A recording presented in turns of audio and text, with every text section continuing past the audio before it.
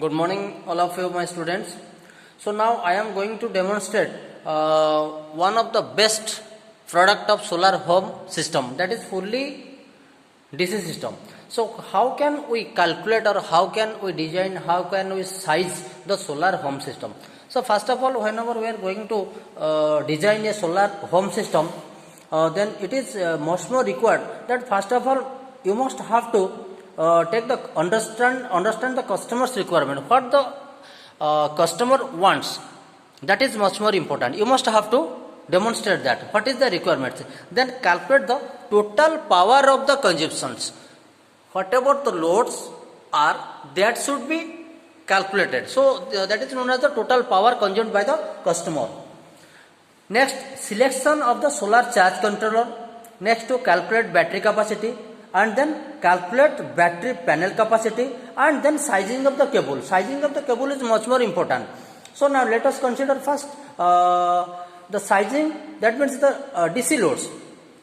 So before going to demonstrate, or before going to calculate the DC loads, it is much more important that you must have to take an assumption that operating hours per day, that means how much hour you can use your DC appliances or DC systems.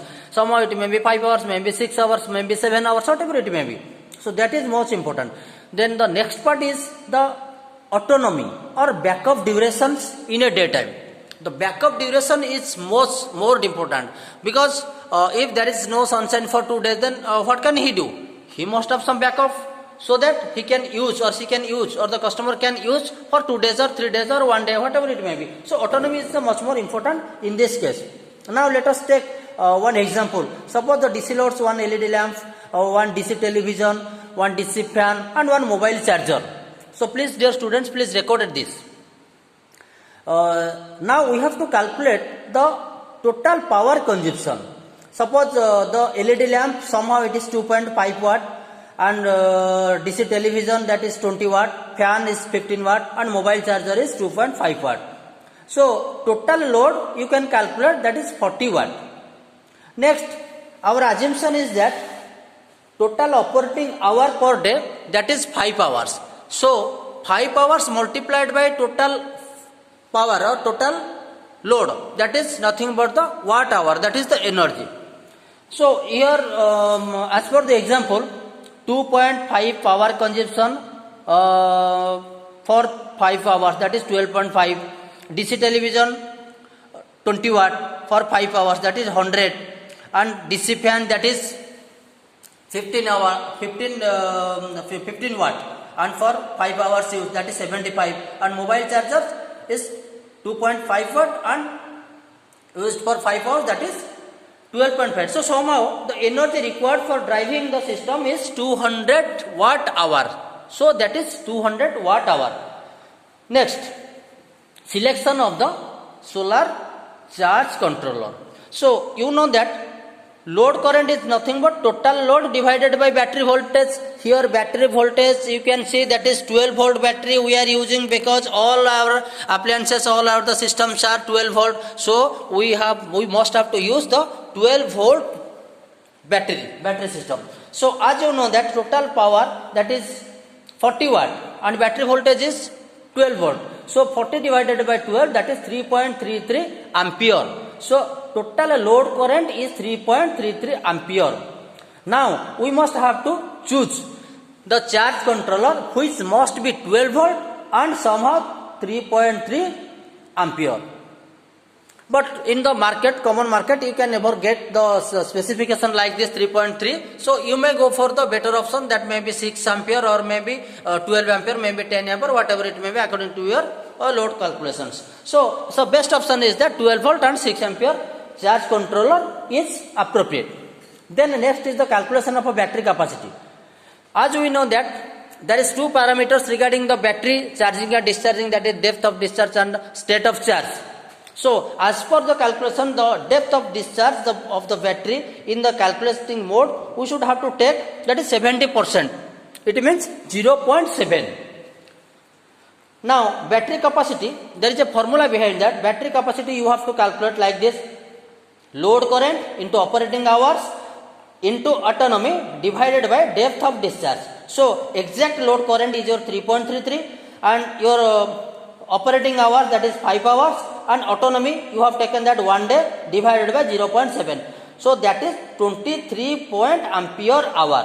So particularly in reality 23.5 ampere hour battery you can never get. So here I am taking, or we are taking the nearest value, that is 40 ampere hour battery, 12 volt. You can see here 1240L. So that is 12 volt 40 ampere hour battery is needed. So somehow the battery calculation is good.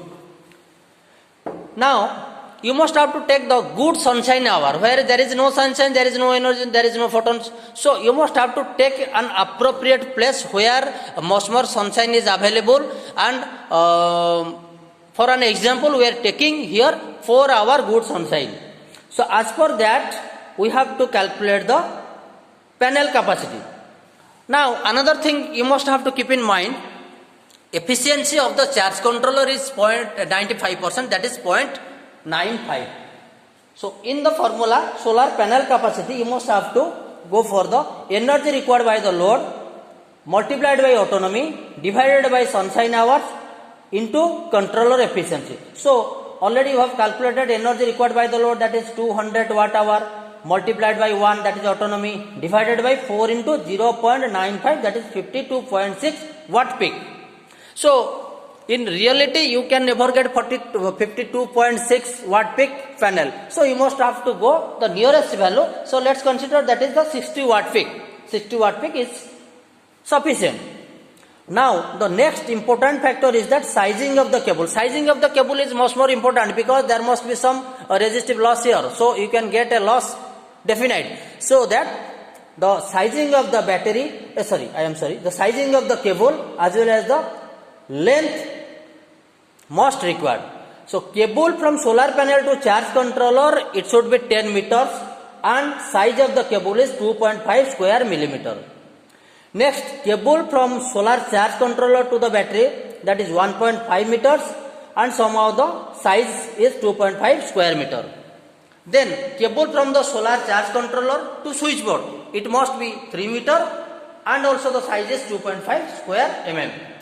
Then cable from the switchboard to LED lamp or the appliances, that should be in between 5 meters and 1.5 square mm. So here this is the calculation for the solar home system and it is well defined and it is well working in our lab. So this is about the DC system.